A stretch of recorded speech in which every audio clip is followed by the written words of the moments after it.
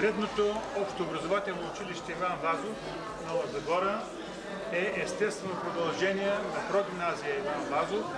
Съществува много години, била едно от най-елитните училища на бившия Сливенски окръг и през което са минали почти всички новозагорци са вършени основно образование.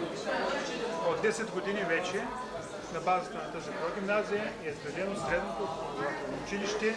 За 10 години имаме ученици завършили болен курс. В момента са завършили 308 ученика, които 209 са реализирани в висши учебни заведения в най-разнообразни специалности. При нас работата с компютри силно застъпена и от тази учебна година организираме и профилирана паралелка информатика с математика и английски език от 9 клас. В Европа, специално на картата Англия, сега ще я видите оголемена, оголемете малко Англия, ако обичате.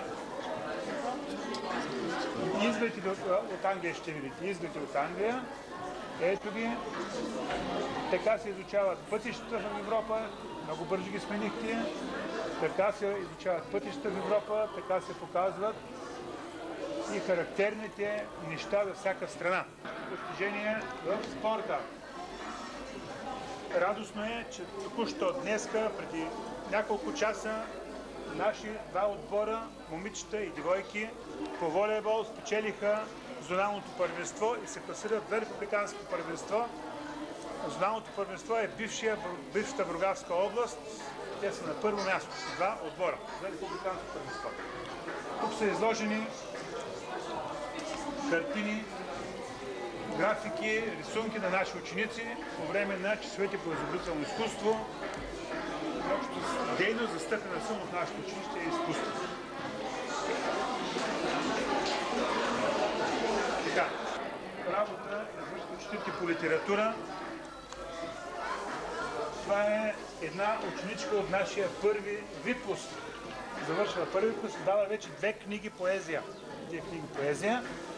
Това са отзиви от различни конкурси, на които участват наши ученици. Това са 3 книги, издадени от наши ученици с тяхни произведения, класирани на републикански първенства.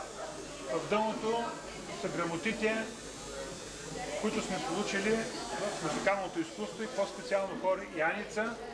Хорът Яница е класиран на много места и давал се винаги състезания, републикански, зонални, окръжни и печелил съответно си първенства. Празника на училището, учениците тържествуват. А на тази карта са показани местата, където са отишли наши ученици да учат в висши учебни заведения.